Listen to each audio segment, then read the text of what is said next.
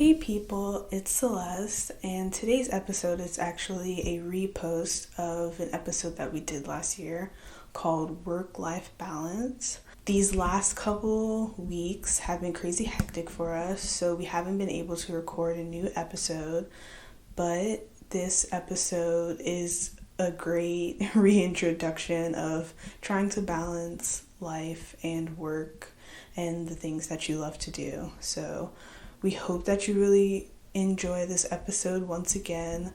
Please subscribe, rate, and review our podcast on your favorite podcast platform. You can always follow us on social media and email us. All of the links are listed in our show notes all the time. Thank you so much for supporting us and keep listening. Thanks. Bye.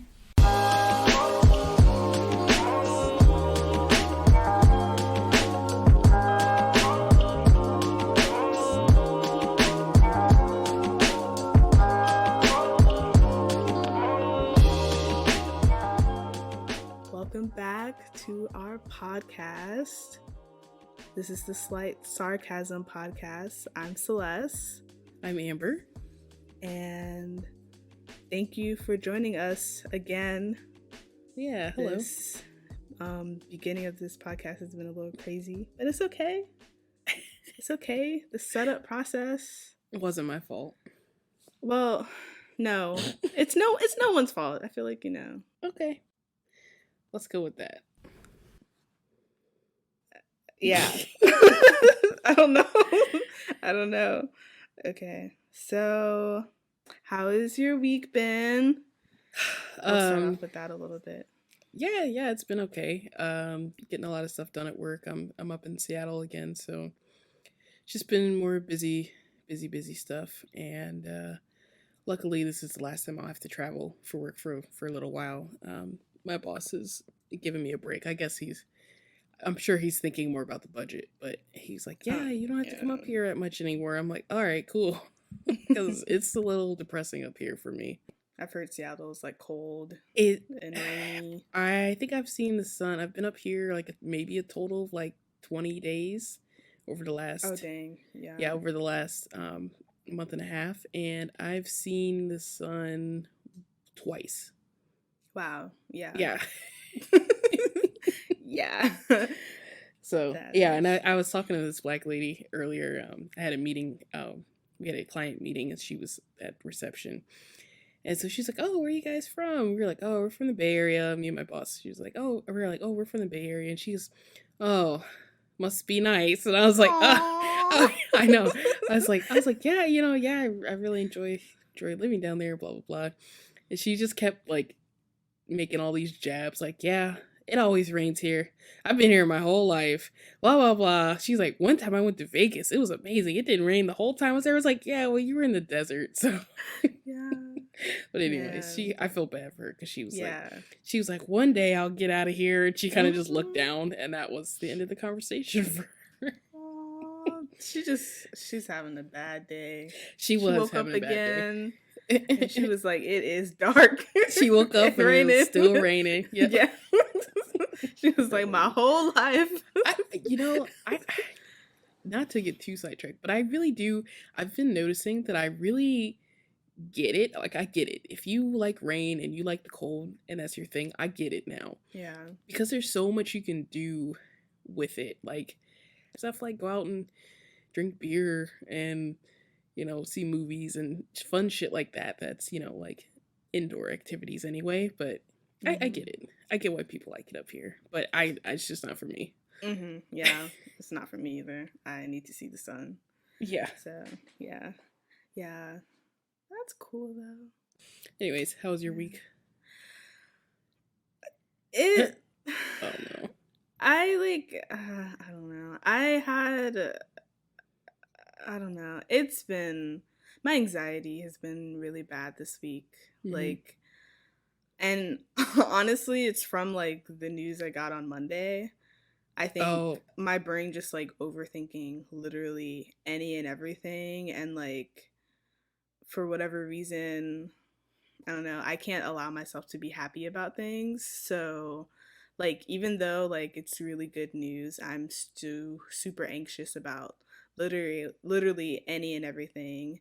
And so I had to like, I think Tuesday I like worked from home because I literally, my anxiety was like through the roof. Mm-hmm. Like, and I couldn't like calm myself down. Like, it's been like a couple of days. Like, I'm feeling better like today, which is like really good. But yeah, it sucks because I'm just like, it was such good news, but Yeah. I also, my brain just won't allow me to like be happy and like Right. enjoy like good things. So that's what I was gonna say. It seems like you want to be happy and celebrate and like, you know, just enjoy the fact that you have this good news, but your brain is coming up with all these different scenarios and things that you need to be considering. It's like, well, now that you know this, you got to worry about this, this, and this. And that'll just wreck you. Yeah. So I was just like, I just need to think about other things. Yeah. But yeah, that's how my week is going. But I mean, you know, today was payday. Yeah. So dang, that's always good. I miss getting paid on Thursdays. I don't know why. It's not like it even matters. It's still every 2 weeks, but just I get paid every week. Day before the weekend, I guess, to spend all your fucking money. Yeah, that's true. Yeah, I get paid every week, so I'm like really spoiled. Mm-hmm. So once jealous. A week. Yeah. Jonas gets paid every week, but I feel like we don't have a plan for what he does with his money a lot of the time. Mm-hmm. So it just kind of sits there and like we don't, you know, it's not that it's not doing anything. It's just like we don't have a plan for it. So it's a bit like just like a whatever thing. But I feel like if we had a plan for it, it would, when he did get paid, we'd be like, all right, cool. Now we can do this, this, and this. You know, like if we like kind of staggered our bills or something, I think it would be much more worthwhile. But right now it just kind of sits there until we need to pay for something like rent. I mean, that's real too. Yeah. Yeah. All right. So we're going to get into the episode. So today we're going to be talking along the vein of actually literally what we were just talking about. Yep. Working and living and how like, I don't know how difficult it is or it can be at times, but also it can be like pretty rewarding. So I guess just like talking about a mix of both. Yeah, just talking about like the topic of being able or seeming to be unable to split your work and your life and make them two separate entities because like I have a lot of coworkers who are like all they care about is work and they're the first ones in and the last ones out, and you know I'll ask them like, oh, how late you stay? And they're like, oh, just till 9 this time, and I'm like, what? I'm like, bruh. And you get paid salary, so there's no overtime? Like, no. We're gonna get into that because I have lots of thoughts about that. I know. Like I get it. Like if you're a manager and you just have so much shit to do, I totally get it. Mm-hmm. But there gets to be a point where you need to make a decision. Like, okay, I'm a manager, I'm a boss. Like I need to delegate this shit. I can't do it all myself. And so that's why sometimes I don't feel bad. Mm-hmm. Because if you're the type of person who just wants to do the work yourself because you want it done right or, you know, your way. Yeah. I can't feel bad for you if you're stuck there working 12, 15-hour days. That's a personal problem. Yeah. Yeah. So, yeah. But, yeah, we'll get into that. But, yeah. So, my first question is when someone says work-life balance, what do you think of? Like what like what triggers you, or like what's like? I think of countries that are not the US. I think of like Scandinavian countries. I'm sure if you read the news every year, they have all these reports that come out that say so and so, you know, Finland, Denmark, whatever country, they're the happiest countries. They have the best work-life balances. They have the best benefits for their workers. You know, that sort of stuff. That's real, yeah. Like, and then you think of the like that. Yeah, a lot of those Scandinavian countries have similar social values, I guess you could say. And so they prioritize stuff like taking care of the people that are working in their country.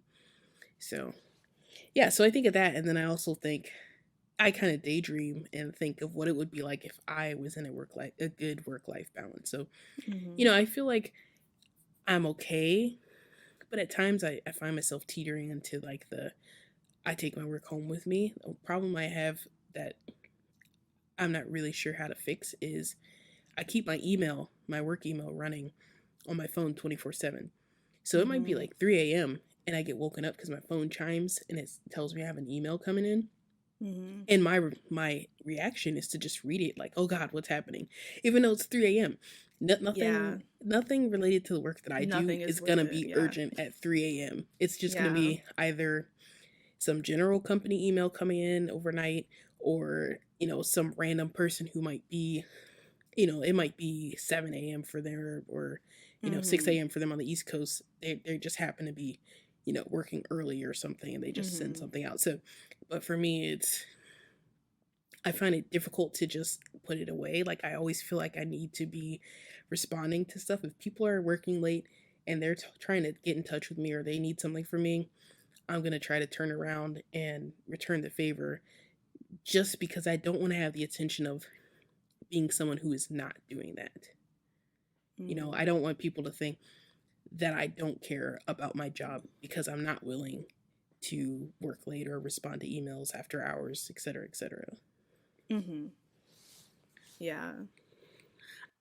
I get that sentiment, and I feel like a lot of people feel that way, feel exactly the way you feel. Like a lot of my coworkers feel exactly the same way. So I totally understand that.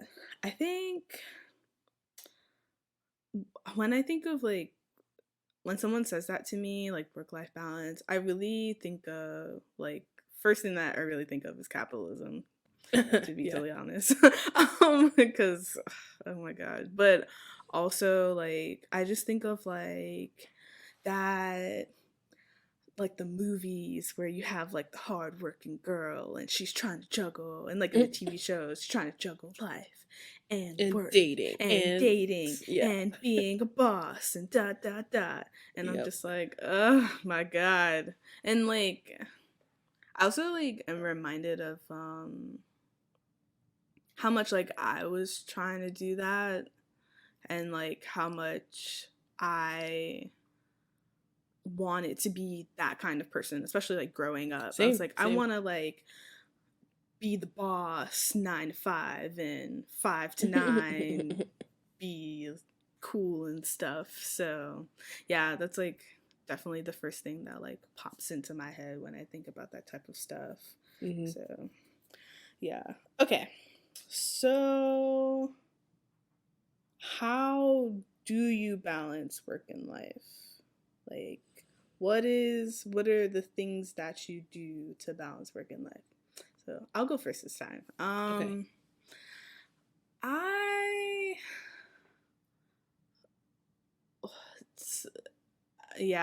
You weren't ready. Yeah, I'm not. Yeah, I was like, like I'm pretty sure I have a great answer to this, and then now I'm thinking, I'm like, nah, like I really don't.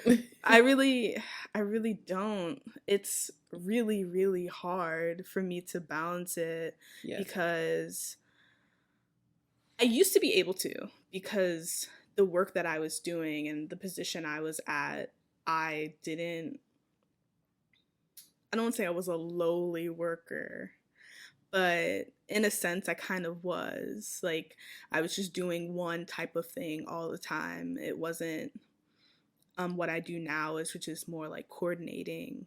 And so I was just doing one thing. So I was like, okay, like I do this one thing. It's easy for me to just like go home and not take it like home with me and then like work on school or like, do whatever I needed to do. Right. And that was just it. Like I didn't have to do anything else.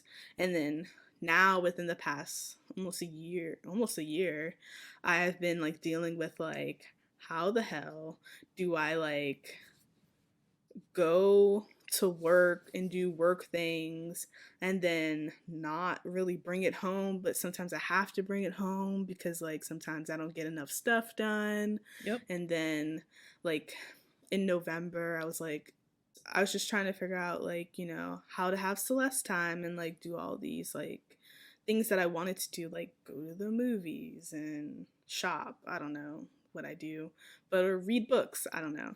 And like it was just like really daunting, and I think it's still something that I'm figuring out for myself. And yeah, it's like it's really hard. It's really hard for me, at least. Yeah. Mm-hmm. Yeah. Okay, you gotta ask me the question again though, because I forgot. I Oh, forgot the gosh. wording of the question. Okay, so how do you balance work and life? Okay, for me, I think I have this is hard for me too. I don't know. Yeah. I honestly I think it's made easier with Jonas because he comes home and he's like, nope, don't want to talk about work. Like, I'm sure you had a great day. I'd love to hear about it if you really want to tell me, but I really don't want to talk about it if I don't have to. You know, like he's like, as soon as he crosses that threshold, he's like done, like mentally checked out. And so we kind of just move into our evening routine as quickly as possible, which is we got to get something ready for dinner. You know, we got to exercise if we do that. We've got to, you know, prep whatever for tomorrow. And then like we just have like, it's not really that we have like a regimented routine where it's like we're doing this from this time to this time, whatever, but it's just like if we want to make the most of those, you know, if you think about it, most people by the time they get home, it's maybe like 6 o'clock or something. If they get off at 5, they're getting home around like 6, maybe 6:30, and then you're in bed by 10 or 11. You know, maybe midnight if you can handle not getting that much sleep. But I can't do that, so we get, you know, we get ready for bed around 10. So that really gives you only like 4 or 5 hours each evening to do all this other shit, which includes, you know, God forbid we had kids, right? Oh, you know, so those 4 or 5 hours you are cooking your meals, you're prepping your lunch if you're doing that, you're trying to entertain each other, you're trying to catch up on each other's day,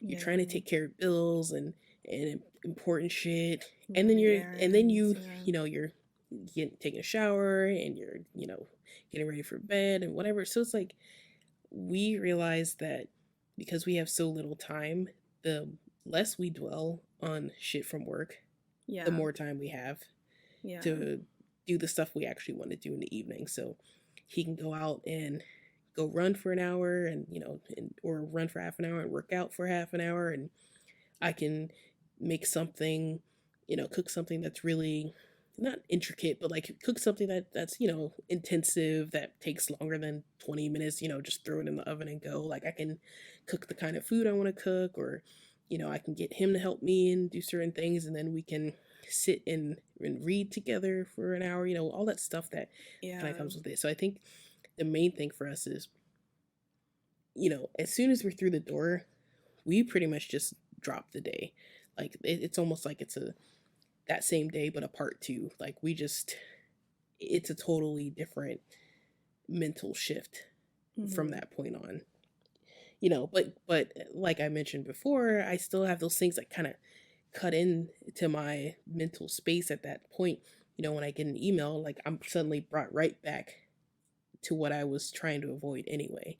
And then, you know, it even takes me a while to like shake it off because, you know, if I get an email and someone's asking a question and I can't answer it at the moment, I have to, you know, wait till I get to the office or talk to someone else. And then I'm just thinking about like, oh, I wish I could answer it and blah, blah, blah. They're going to be waiting for it, you know, and it's just, that's something I'm really trying to practice now.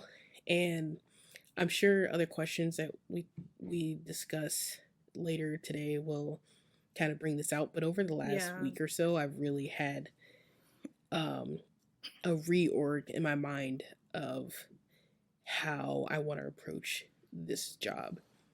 There's a lot of stuff that I've been doing that I don't think I've been doing the right way for me.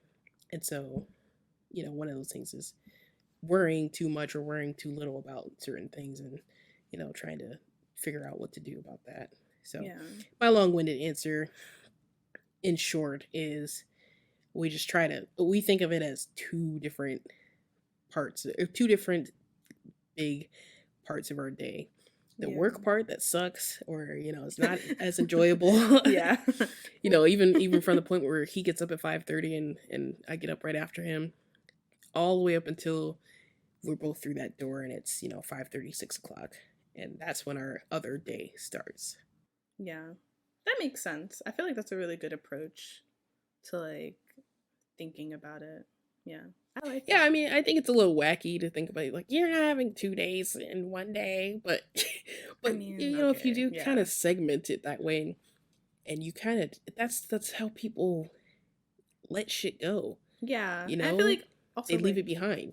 Yeah, also, like, if that works for you, then that works for you. Like, yeah. Oh, well, yeah. But I think that's cool, though. That's a really cool, I've never thought to think of it like that. So that's actually really, really cool. Yeah. Yeah, no, I think I credit that to Jonas, and I don't think we've ever explicitly said it, but that's how I've interpreted it for a long time now. Yeah. Because you can, I mean, usually I beat him home, but when I see him come through the door, his whole body language changes. Like, as soon as he, like, drops his keys and his badge and takes his shoes off, his whole body just totally relaxes. It's completely different from that point. Good. And that's how I see that as, like, the transition point.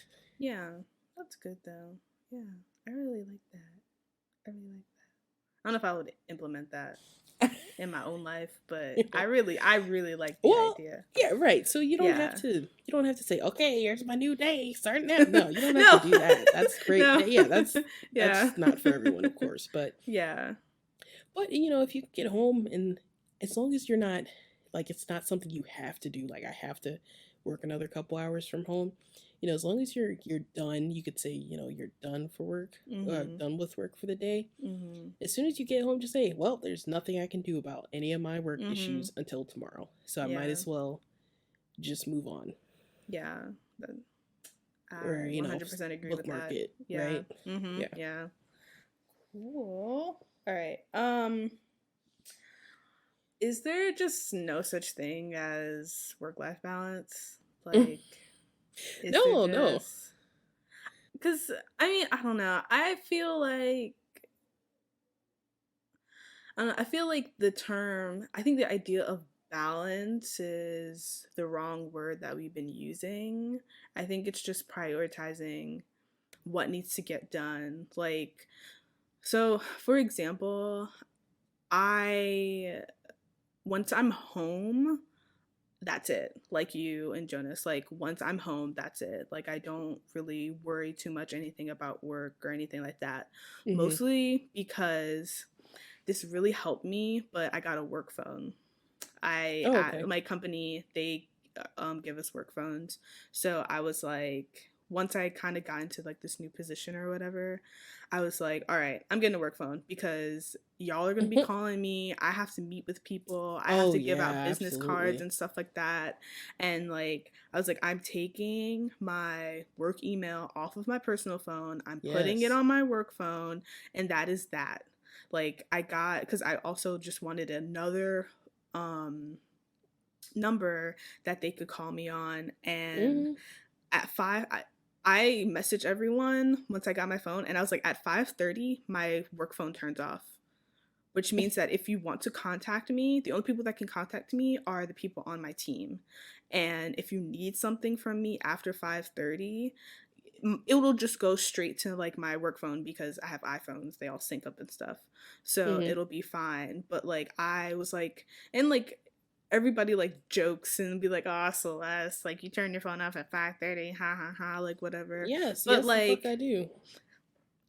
Exactly. I was just like, I have boundaries, like, and those are my priorities. Like, are you hourly? Yeah. Oh yeah, fuck yeah. Are you kidding me? Oh my god, the minute I walk out the door, that thing is off. Yeah, I was just like, I usually get home before 5:30, so I have my phone on for like another hour, which is fine. Yeah, but I don't mind or anything like that. But like, if something needs to happen, the only person who really needs to call me is my boss. And there have been times when they have to call me and they're like, oh, we need you to go to Northern Virginia, like, you know, tomorrow morning. And I'm like, oh, dang. Like, but, you know, and it was just like short notice and whatever. And I'm like, it's fine. Like, you know, like you need me to go for a meeting, blah, blah, whatever. Things need to get done. That's totally fine. But right. But if they really need you, they're going to contact you in whatever way they figure out. Yes. But if it's not urgent, nothing's going to happen. And also, I feel like you were saying before, and like my line of work, nothing is urgent. Yeah. Like, nothing is urgent. So, like, I'm not a doctor. I'm not unless a the building's on fire and I'm not even the point of contact. Going, which, if the building is on fire, call my boss's boss. Right. So, yeah, I just... Celeste, it's your neighbor. Your building's on fire. I'm going to be like, oh, well, call 911. Got the wrong number. But, yeah. Yeah, so that was like one thing that I do, and I just believe I don't believe in a balance, because I don't know. I believe balance is just a myth. I don't know. I think it's just prioritizing what needs to be prioritized, because there are times when like I prioritize work over something else, something fun I could be doing, but maybe there are deadlines or something like that, and like I just have to get on it. And the only reason why I prioritize that over that, because I'm like, look, so you're gonna pay me overtime because I'm not playing games about me prioritizing this work over my fun. You're also gonna pay me for my work. You're gonna pay me for, you know, prioritizing this over my fun. So no, I'm with you on that. You know what's funny, now that I'm thinking about it, I have to go to this dinner with my boss's boss, and some of my coworkers, and I'm like, dude, if we're just gonna talk about work the whole time, I'm gonna make an excuse and leave. Like, yeah, sorry, I my hotel bathroom started flooding before I left. I need to go take care of that. Yeah. Or just I don't, because we already, like, this is what I think I told you this before, but when I first got up here, I realized very quickly that my boss, love him, dude, I really do love working for him, but because he's a workaholic, everyone around him, he assumes everyone around him is also a workaholic. Yeah.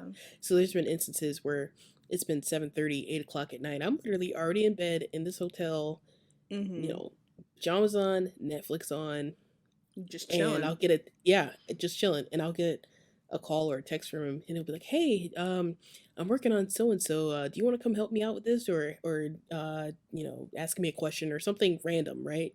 Yeah. And I just have to be like, I'm sorry, like, I don't, if you really need me, yes, I can come over and help you out, but no. I'm already in for the night. And he goes, and like one time I did that, I said that to him, it was about 7:35 or so, 7:40. And he said, oh, I'm sorry, I thought you were still in the office. I'm like, me? No, I get it. You know, I get it, because he has so much stuff going on, but that's not me. Yeah.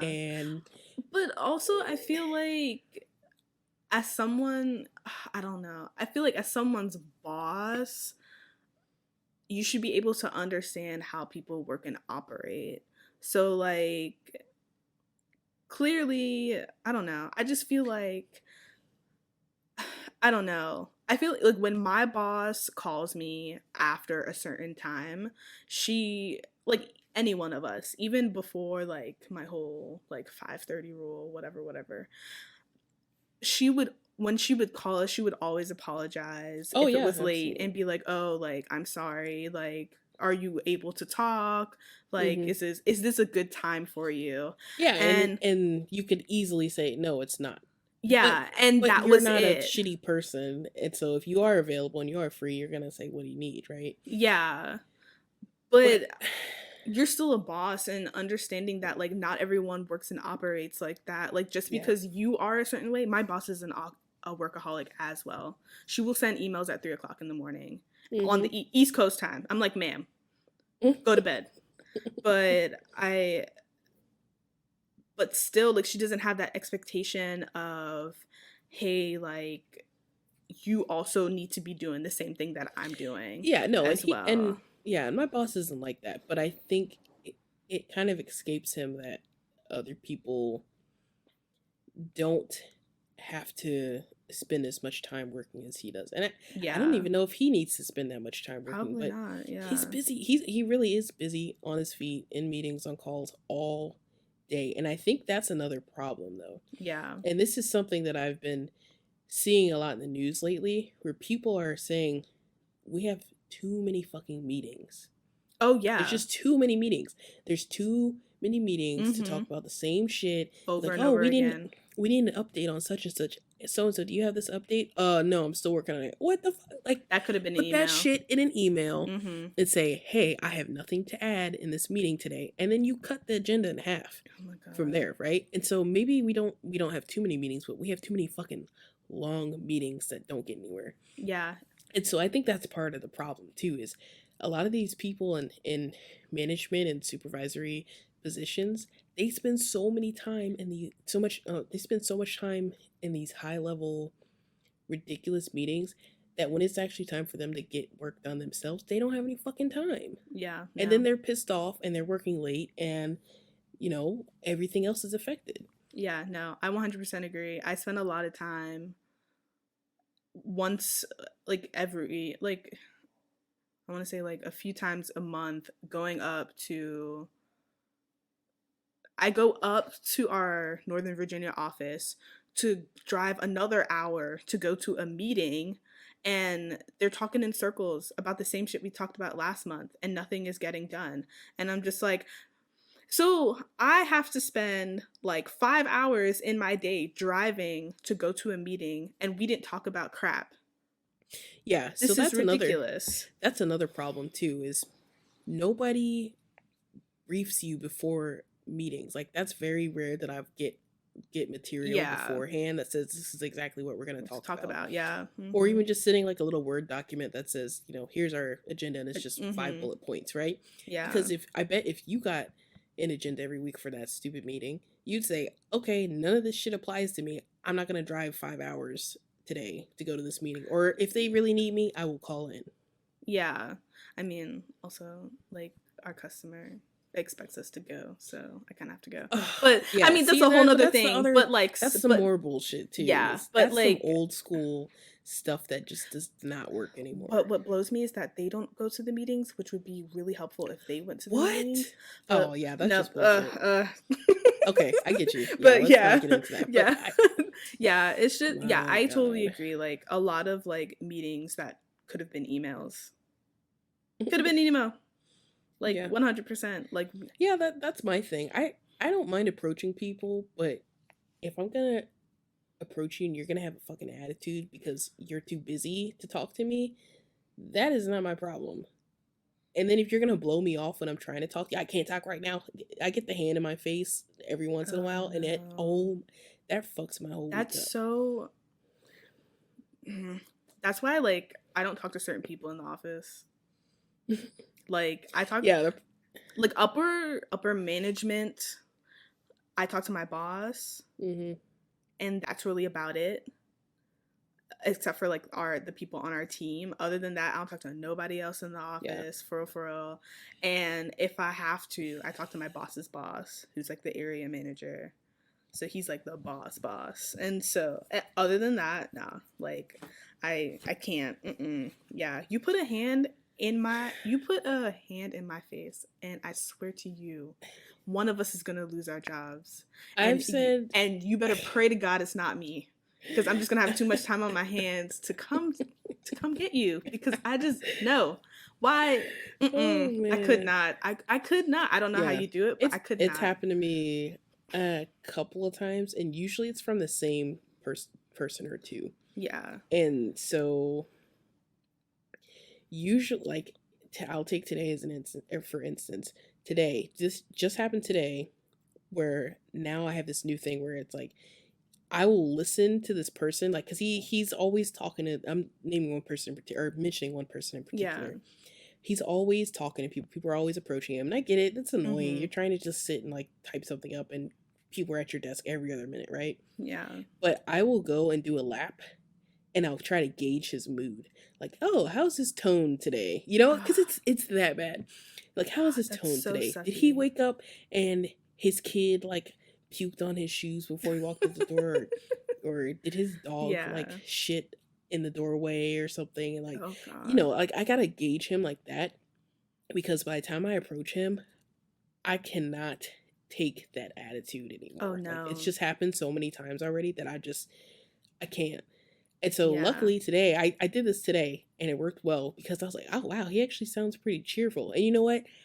I approached him like 5 different times and he helped me every single time, and he was pleasant and nice, and we had great conversations. And I'm like, why is this man so fucking stressed that is a rare thing for him to be in good enough of a mood to have a conversation?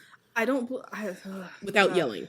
Yeah, because his usual mood is he's about ready to curse somebody out, and he doesn't give a shit, because he's like PM level, so he's like, you know, of course, like, so he's like, top one of the top dudes. I get it, you got a lot of stuff on your plate, you know, but that doesn't allow you, that doesn't give you grace to be a shitty person. Like, no, and I'm not saying he's a shitty person, but I'm saying he's in that situation because he's overworked and nobody gives him a break. And I get it, like, you gotta have time to have your own shit. And so then it turns out he's also one of those guys that's in at 7:30 and out at 7 p.m.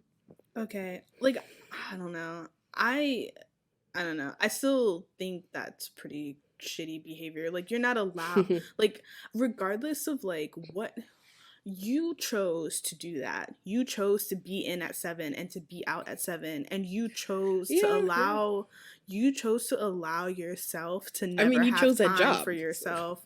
You chose that job. You chose, you know, that is your choice. That's the territory that comes with it. Yes, but that also doesn't allow you to be a shitty person just because of all those things. Like, I don't like people like that.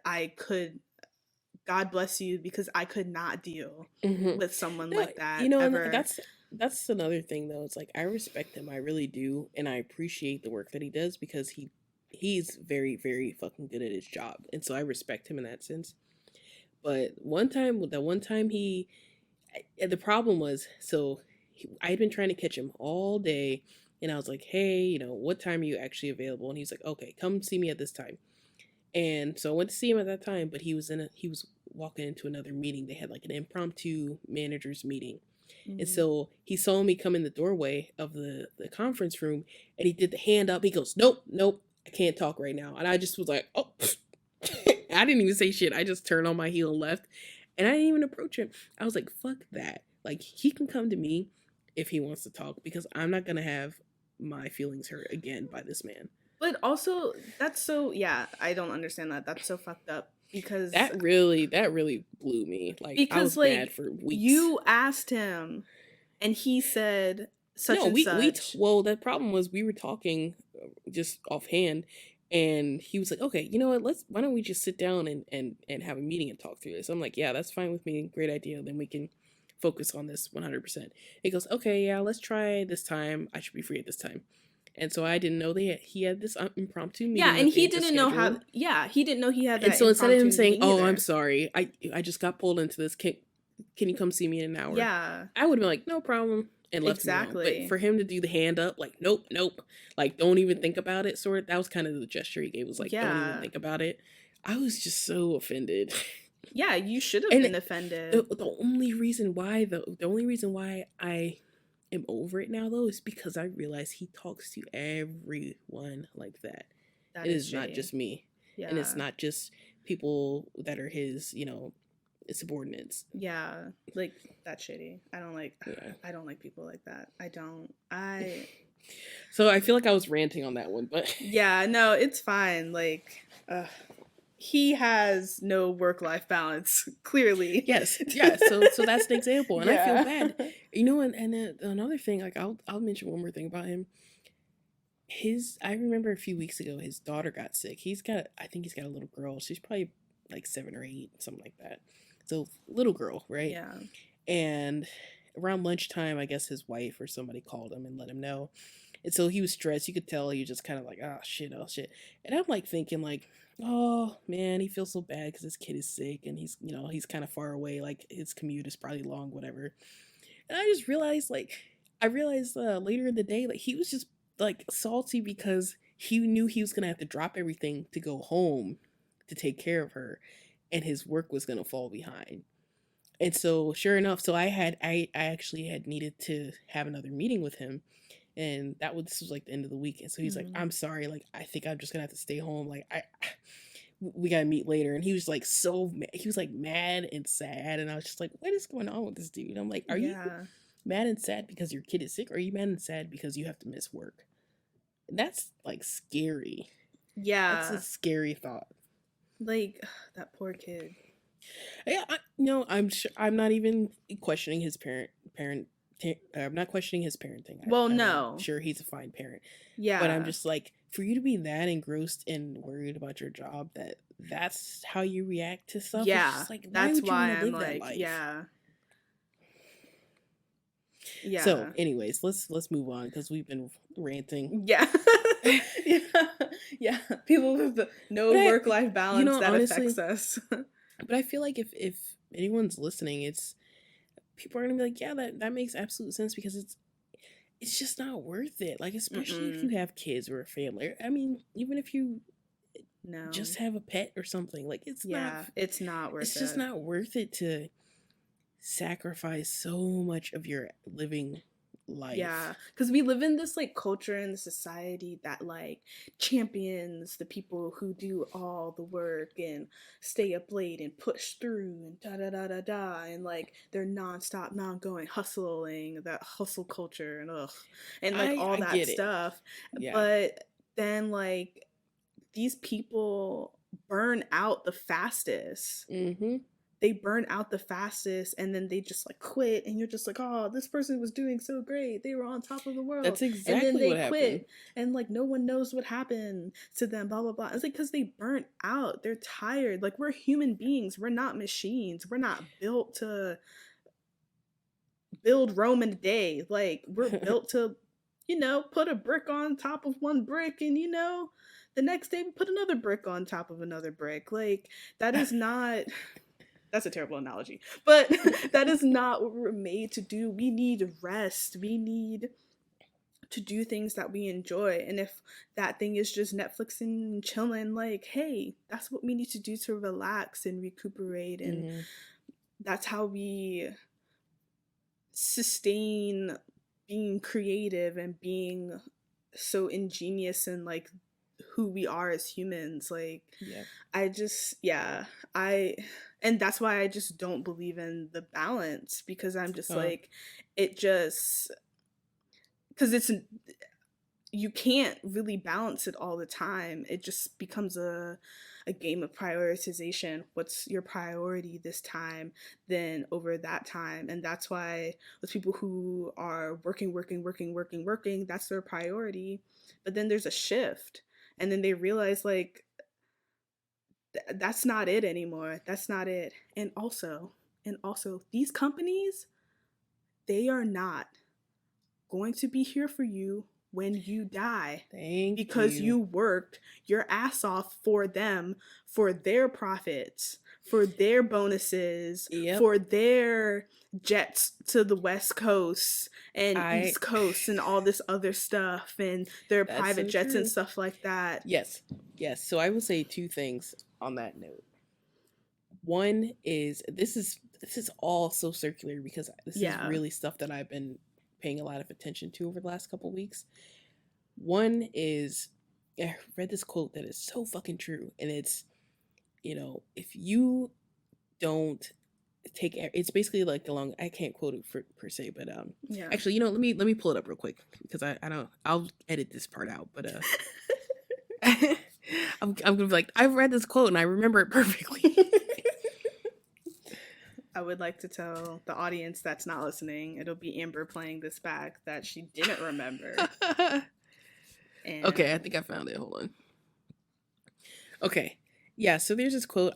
I'm not sure who initially said it, but the quote is, if you don't build your dream, someone else will hire you to help build theirs. True. I mean, it's just so fucking true. So it's like, if you're not doing your own shit, you're helping somebody else do their shit, right? Yeah. And then the other thing that I will say is, like what you said, where these companies, they're not your friend, right? You can be friends with the people that work there, but in the general sense, companies are not there for you, right? Yeah. Because I was on Reddit, and the thread was discussing like pretty much like work life balance, like, you know, what's some like shitty situation that you've been in with your employer or people, you know, in your working environment. And this guy chimed in and was like, this guy I knew worked for the company for decades, and he died. Just straight up just died one day. He just didn't come in until he died. And they cleared his desk out, and within a few days, they were interviewing for another person to fill his position. It's like, they don't fucking care. Nope. This was the thing. It was they were asking like, was there any tribute? Like, what did your boss do in that situation? Whatever. No tribute. No email, like sensitive email saying, you know, this is what happened to him. Blah blah blah. This is his viewing information if you want to attend. You know, none of that. It was just, oh, there's this void here. We're gonna clear all his shit out and ship it in a box to his wife, and move the fuck on. Yeah. And that just blows me. It just blows my mind. There's so many companies. Luckily, I will say, like, my company isn't like that. Well, but everybody's gonna say that at some point. Yeah, but I mean, because there have been tragically quite a few deaths in 2019, unfortunately, at our job. Yeah, like one of the managers died actually the day before my birthday, and it was, they dealt with it really, really well. Like, his wife came in, like his wife, you know, like during Thanksgiving, she came in and had, because she was so impressed with, like, you know, how well we like received like his death, and like a ton of people came to like his funeral and stuff like that. It was like the next week, and she like really loved the response and stuff like that. During Thanksgiving, she like catered us like a little like Thanksgiving potluck thing. Really? Which was, like, yeah, which was like really sweet. Like, that's how, like, so like for my company, like, they actually do a really good job with being sensitive and stuff like that. Yeah, not every company is like that, but there are so many companies out there who do not give a fuck. They do not give a fuck about you, because you're not their bottom line. Because, going back to what I said earlier, capitalism, like, people are replaceable. You are replaceable. You are 100% replaceable. There are thousands, millions of people out there who want your job, and there are also people who, there are managers, I don't like the managers who like remind you of that like all the time. Oh yeah. Or I don't even want to get into that. Like, I haven't had that like experience, but I've heard it way too many times, and it's like really, really unsettling. And yeah, so that's why I'm just like, and I see it with like my coworkers, because we're all young. We're like, the oldest person is like 30. Like, we're all super young. So like, I'm just like, do not work your ass off for no one. For no one. Like, unless you absolutely have to, and if that's something that you want to do, sure. But to do that consistently all the time, like, I understand, like, you want to like show that you're like doing the thing because, you know, pull yourself up by your bootstraps and like working your way up the ladder and stuff like that. Yeah, no. Like, I do it to a point. I will work the overtime because, you know, I like, a project comes up, stuff like that. I really like my boss. I really like our team. If I can work overtime, I'll do it, because I'm okay with that. Like, you know, because I know myself, and I know that it's not a long haul thing. It's not a long run thing. I'm not going to do this forever. But yeah, don't overwork yourself for these crappy ass companies who are paying you shit, And then you probably aren't getting, most people don't even get a good ass raise every year, or don't Yep. even get a raise every year. Yep. And you're working your ass off for these companies who, at the end of the day, like with that guy, they're going to clear off your desk in like less than 24 hours. Mm-hmm. Like, and that's just going to be that on that. Like, you're going to be a blip to them while your family is like mourning and stuff like that. Like, because you overworked yourself, like, and didn't enjoy your life. Like, so yeah. It's crazy. Yeah, like, if you think about it, like, that guy never got to retire. He worked his whole fucking career, and he probably was working towards, I'm going to buy this house here, working towards retirement, and blah, blah, blah. Yeah. My kids are going to be older, and they're going to come back and see me and my wife, and he died. Yeah. Yeah. Yeah, it's grim. Yeah, it is, but, like, it's such a reminder to enjoy your life. Enjoy your life. And live your life the way you want to live it. Don't let you getting into this rat race, like, I hate that word, that phrase, but, like, you getting into that motion and that, like, I feel like as millennials, because we're so young, we're fresh into the professionalism, into these fields and stuff like that. And I feel like a lot of us feel like we have to be doing all of that, and we don't. We're so young and we have so much life. Like, my dad was commenting, he was like joking with me about how, like, I take, like, so much time off work, and, like, I feel like I don't. I do too. I don't know, I feel like I don't, but also at the same time, I'm like, I'm young and I want to take, they give us these hours to take off. Like, they pay us to, like, take time off. Why wouldn't you take it? It still could always be better. If you think about, like, the UK or the Netherlands, they have weeks and weeks of holiday. Which, man, I love that term, holiday. Like, it sounds way better than vacation. I'm going on holiday. Hey, that was pretty good. You sound like what's her face? Never mind. I was gonna say Naomi Campbell, but now I can't remember if she's British or not. Yeah, she is. I don't think she is. Is she? Yeah, she is. Yes, she is. Okay. Yeah, but man,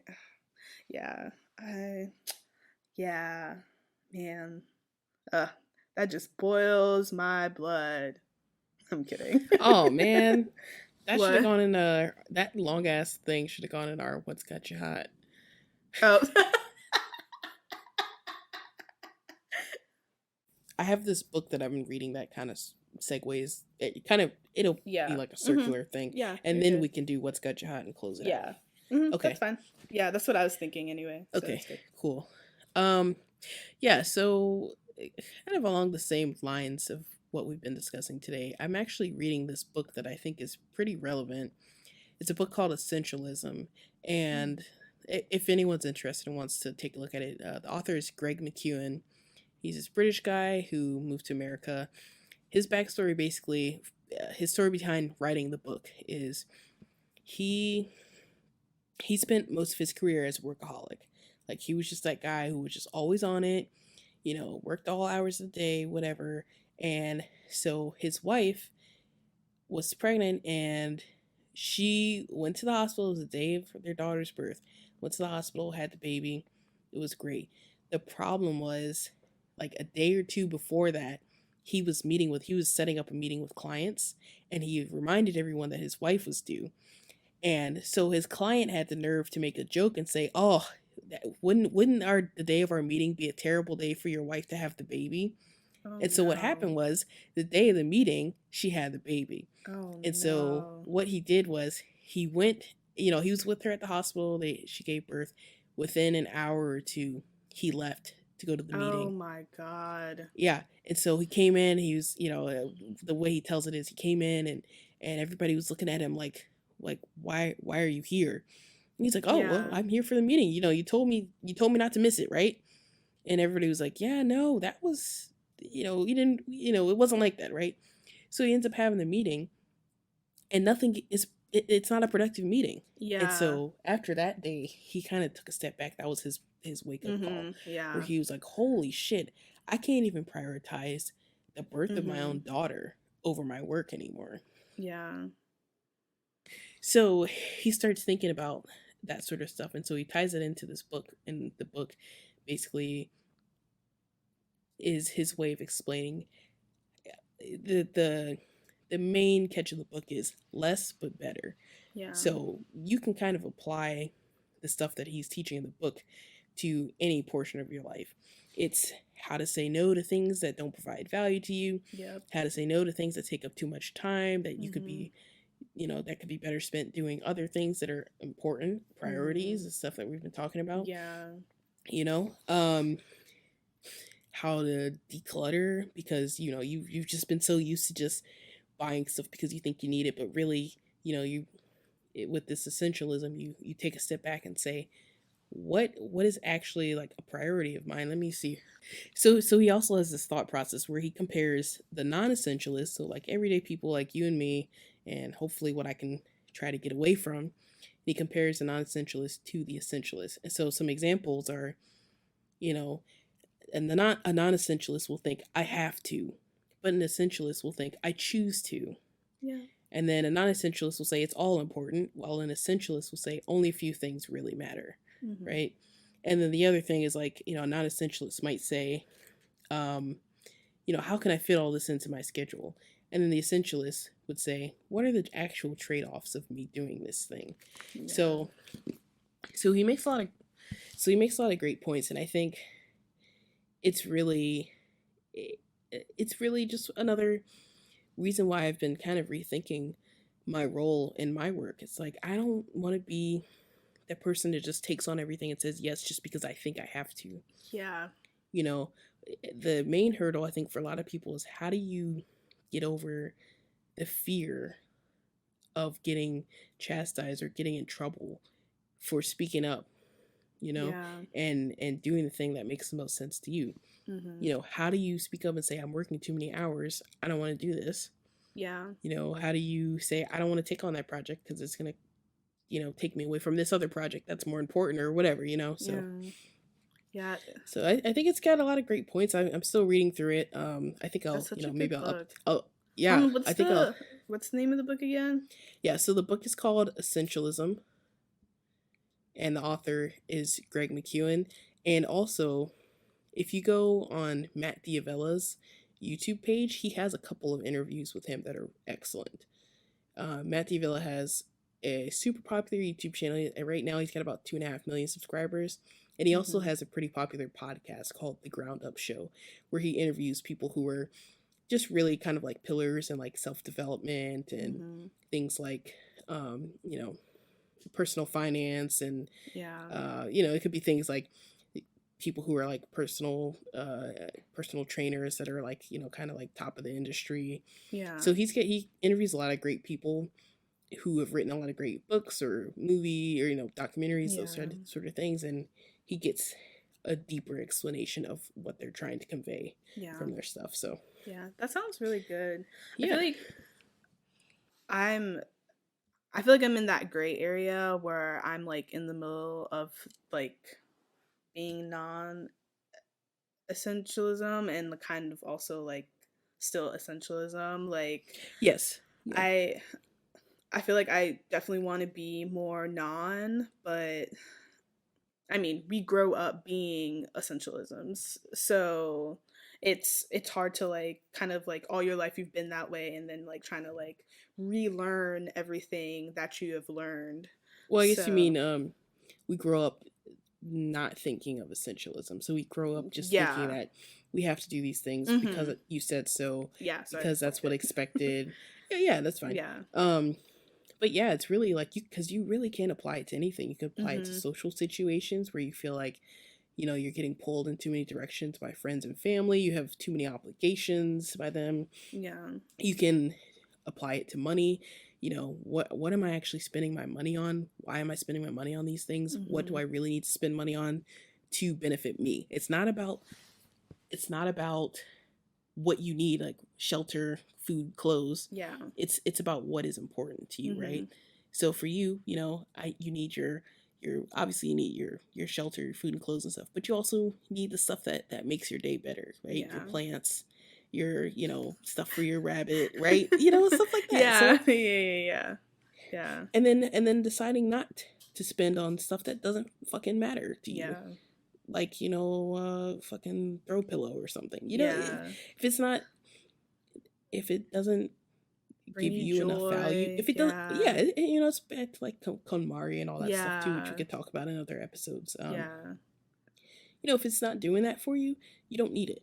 Mm-hmm. So, exactly. So that's kind of what the focus of it is. So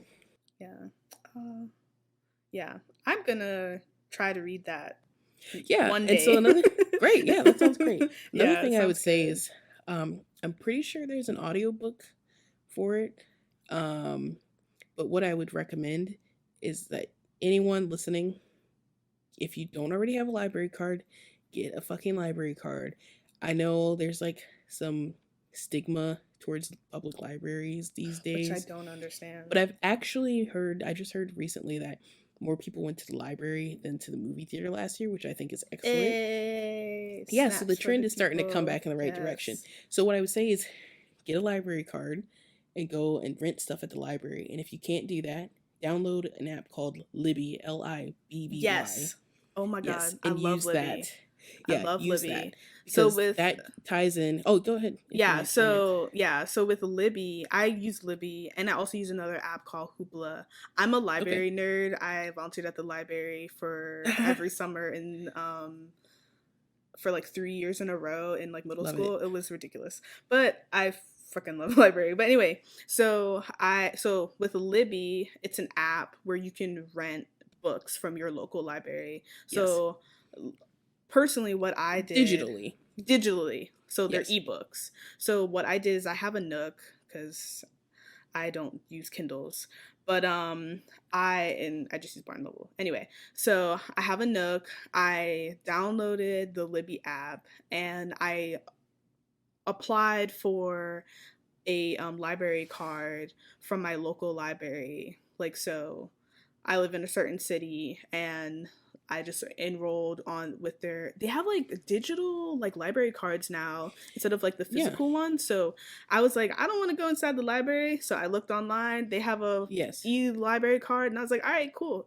And so I took the number and then you just plug it in on the Libby app and then they're like, oh, now you can like rent ebooks, and it can be on your phone, your tablet, your e-reader, like anything that's like, electronic or anything like that. So you put in your library card number and then you automatically can start renting books. You can also rent books.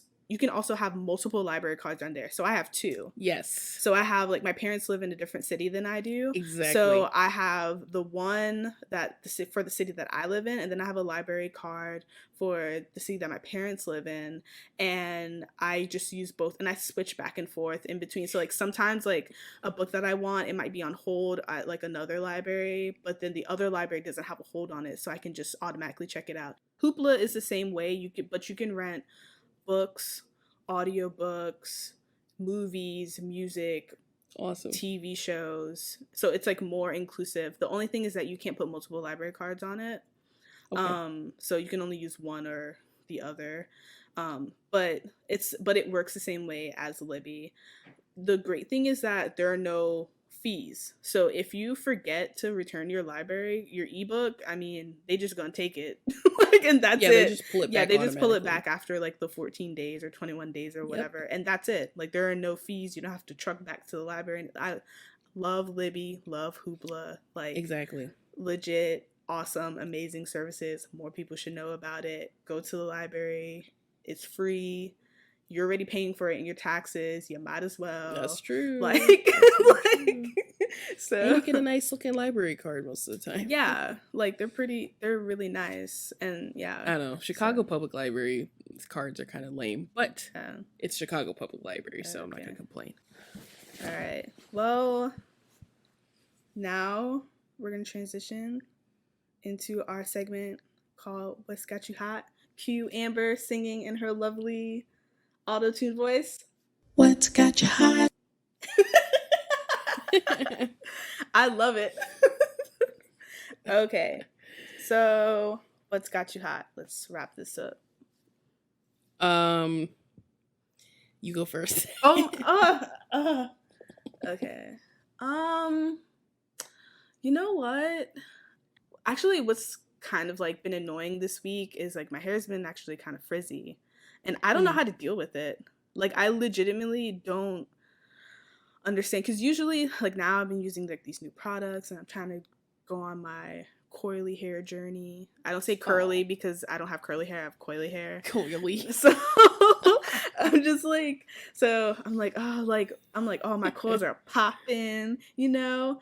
But but then now I'm like, oh, they're not popping because it's been like super rainy over here, and I've just been like, I don't know how to deal with the humidity and the frizz. So if someone can help you, girl, that'd be great.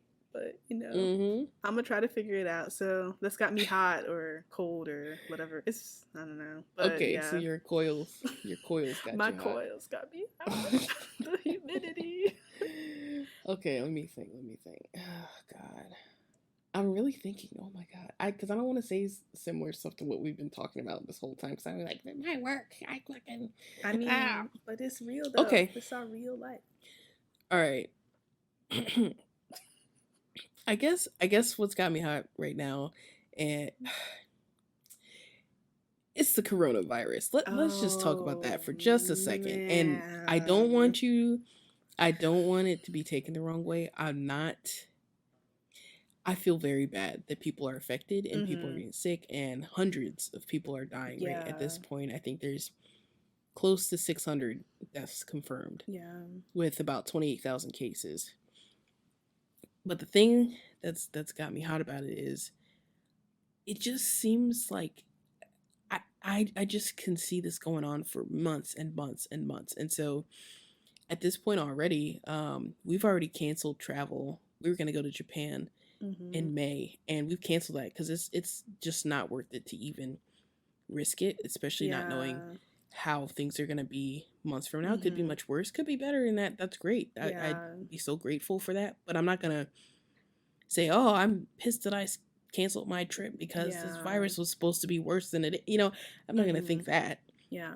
But the thing that's got me hot is like, I'm just generally concerned for people. Like, it's just a lot. Yeah. And they're building these hospitals, especially in China, and, you know, citizens of different countries are being evacuated and all of this stuff, and they're being put in quarantine and all this other things. But I don't want to be here when there's some worldwide pandemic. Like, I'm not prepared for the plague, you know?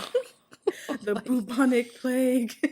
Oh man, it's just, I saw this tweet that's been circulating around, and this lady was like, oh, I'm so sick of this stuff, blah blah blah. Everybody gets sick. What happened? There weren't any illnesses like this back then. It was some probably some like anti-vax bitch. I don't know. Christ. And so someone replied was like, the Black Plague killed like a third of the European population. Yeah. What are you talking about? The way that 2019 went and the way that 2020 is turning out to be, unfortunately, I know we were so hopeful a few weeks ago. Yeah.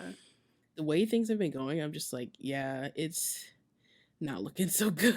Yeah. It's funny because I was listening to one of my favorite podcasts today earlier, and they like started talking about like the virus and stuff like that, but they were also talking about how it's literally every year something else comes out.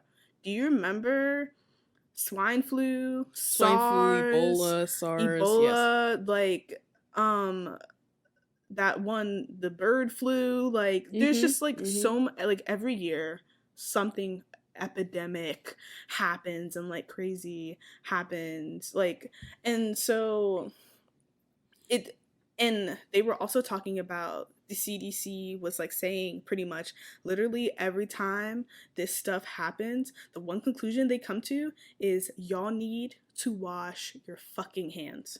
Wash your fucking hands. No one is ever going to hear this podcast, but wash your fucking hands, because I don't understand. Yes, wash your hands and don't eat food that you don't know the origin of, because that's how this shit started. Like, my understanding is Wuhan, China has a huge market, or they have, you know, many markets, but they, in one market in particular, is this huge market for like exotic animals and things like that. And so the way it was passed from some animal to a person that visited or maybe purchased stuff at the market. Yeah. And from there, so some of the scientists and doctors that discovered the new illness, they were saying, okay, this is originating from just groups of people who have been to that market recently.